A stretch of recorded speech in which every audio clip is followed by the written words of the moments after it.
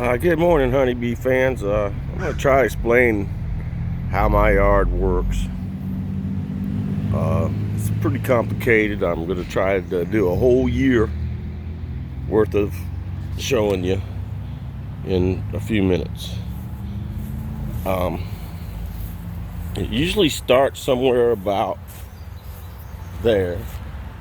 This hive, let's just say that one. Let's say it's April 25th and it just swarmed. I pop it open and I look, and queen cells down the bottom. Let's just pretend the top isn't even there. So we got this hive. It's got 10 frames. Maybe 5 of them have a queen cell on. Who knows? Maybe, let's just pretend there's 3 at least. Okay, so what do you do? You got this hive. It just swarmed or is about to, and you have all them queen cells. You're like thinking, dang, that's kind of a waste if I can't do nothing with it. So what do? You get that little box right there. That's a queen castle.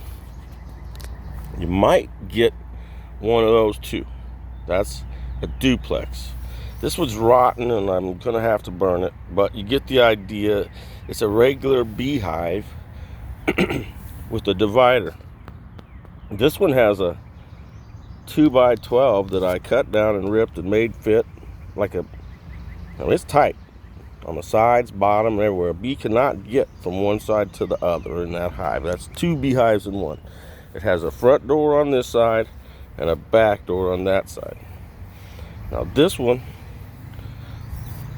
I made them little boards like that out of plywood. I just stuck them in. I screwed them in from the sides. You can't see because I caulked it and painted it. But if you study this box, it has a door on there, and I think this one has one on the side. Yeah, on the side.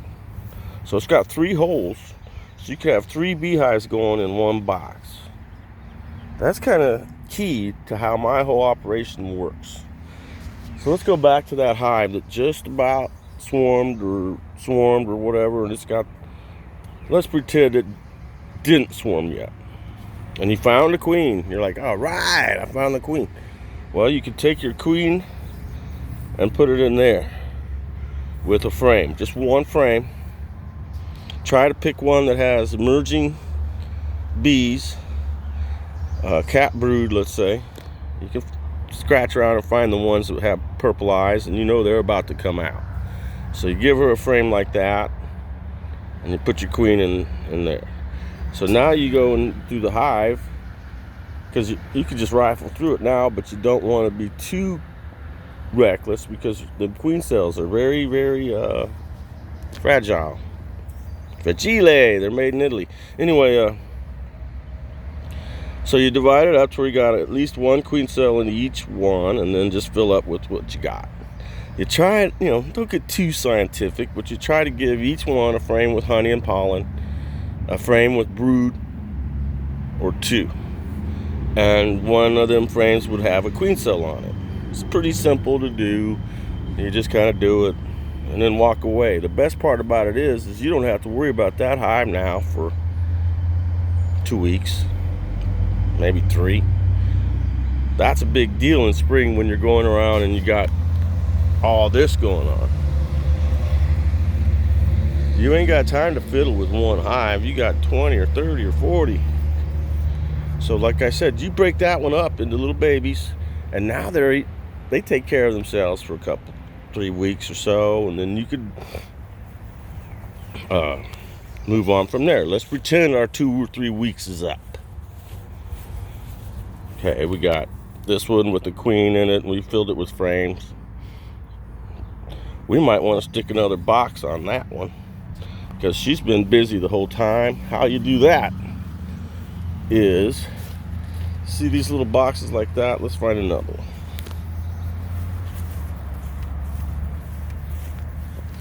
Those are what I call a nuke box. What it is I took a regular old beehive and just cut it in half, but I took 1 inch out of the middle. Why? because when you nail them plywood pieces back, that's an inch worth of wood, and you want them to be exactly the right width, to where when you stack two of those on one of those resources hives like this, you can make it where it has 8 frames on each side. 2 colonies, 8 frames each. From there, it graduates up into a full-size box. So the progression goes, you do your split, you go through these, 1 out of 3 will be bad. So you take the 2 and put it in one of these, and I've got lots of these. They're all pretty much in use, or else I'd have one you could look at, another one. But so you build it up from 3 to 4 to 8 to 10, and then you're by the time you get to 10 frames, that's next year. And you start all over again, because you put it in that 10 frame box and then it tries to swarm. It's a cycle for me, from here to here to there. That one will probably die this year, because it's it's at the end of the road. If it lives, hallelujah. If it dies, I'm prepared for it. Beekeepers lose bees like crazy. I know which ones are going to die pretty much just by what color the dot is on their queen. That's sad truth about it. I don't have many 3-year-old queens. I've got one right now, and that's it. Everything else I have has a blue dot or a white dot for this year. So that means all my queens are 1, maybe 2, 3 years tops. A 3-year-old queen is rare in my yard. This is just one little part. I've got all these little bitty boxes around here going on, and just everything everywhere has got something. Either that or it's empty. Point is you gotta keep increasing. Increase your bees. These are increases. I took a hive and just split it. Some of it went over here, over there. I don't even remember where it all went. It was just, you get into one and you keep finding queen cells, and you're like, oh, I gotta find something to put it in. And you just find something. It's pretty random, and I guess there's a word for this. It means when you just kind of react to things as it comes up.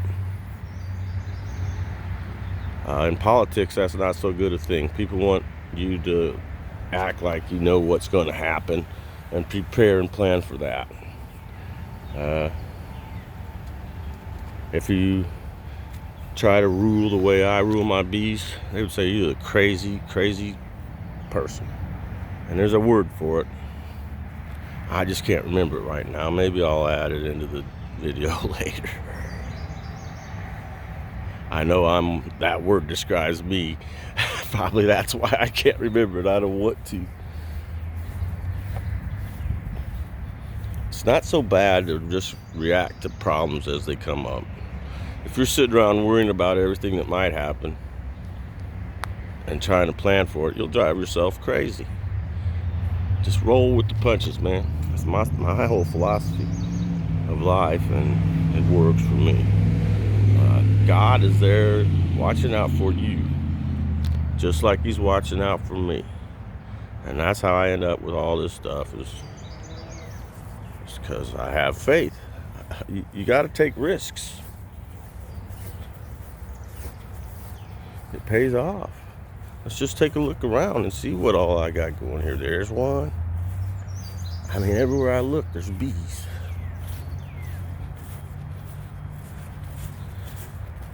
I don't mess around.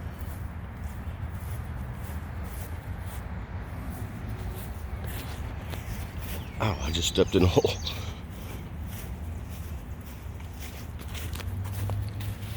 I make it look easy, but it's not. All this carpentry work, building all these boxes and stuff, kind of a pain. Now we just found more. These are this swarm was a pain to catch, and it turned into 2. And oh boy, the stuff in that box that's going on is just beautiful. I should probably video that soon. because it's like brand new, fresh. All my hives are all kind of old. And see, here's another resource hive that I got going. This one needs extra boxes, I just know it.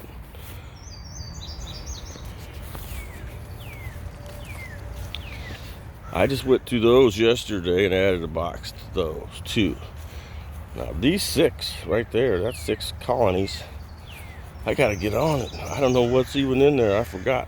Whether they're deep frames, shallow frames, medium frames, or what, I don't know.